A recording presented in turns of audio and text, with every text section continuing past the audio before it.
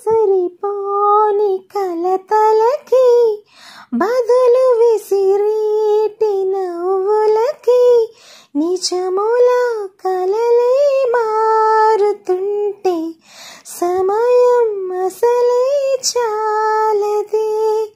ఇక చివరి లేదను ప్రేమ మనదని మనసు తెలిపిన తరుణమిలాగా సువ్వి సువ్వి సువ్వాలా సూదంటూ రాయే పిల్ల మళ్ళీ మళ్ళీ చూసేలా చేసింది మాయి ఇల్ల.